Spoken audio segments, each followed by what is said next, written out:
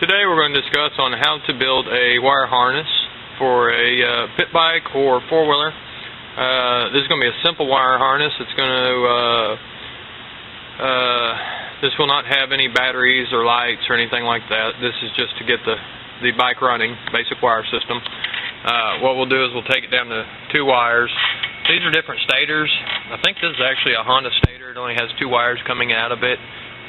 One will be a blue and white, and one will be a black and red. The blue and white is the trigger. The black and red is what charges up your electronics, and the blue one is what triggers it off to send it to your spark coil. You got a CDI. This is a different kind of stator. This is the one that actually runs all your lights and everything. It'll have 2 coil packs on it. The black coil pack is a primary coil. This is what gives you your spark. This one does all your lighting, like I said.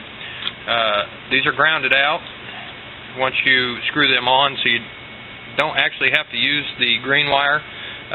It is connected right to your plate. However, it does help when running electronics, so you don't have any kind of interference. Anyway, alright. So looking at the back of our plug that plugs into our CDI, our top left one is a blue and white.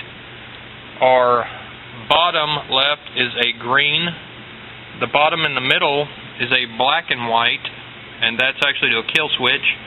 Your red comes from your stator, which is actually your black and red would punch into this particular one. It would be going into the red.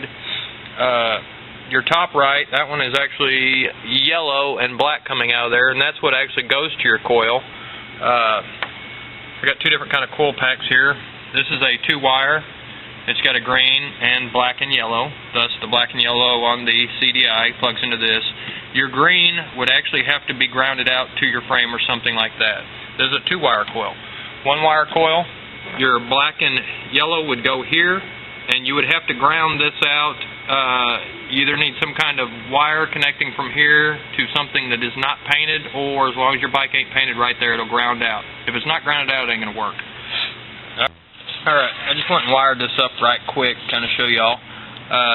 So you have your blue and white coming out of your stator and your black and red. Follow your blue and white up. I've actually got it connected to the coil pack. And once again, if you're looking at the back of your coil pack, your blue and white, your trigger, is your top left connector right there. Alright. I also have the black and red. That's what primes it up to give you the spark. Follow it into your harness. And once again, your black and red from your stator goes into the bottom right part of the plug. And in this plug, it is actually, I think the cable's pretty much red. In this particular plug, you do have a kill switch. It's right there in the middle, and it is a black and white.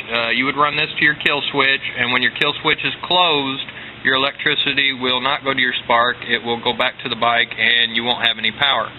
Alright. Now, top right is a yellow and black.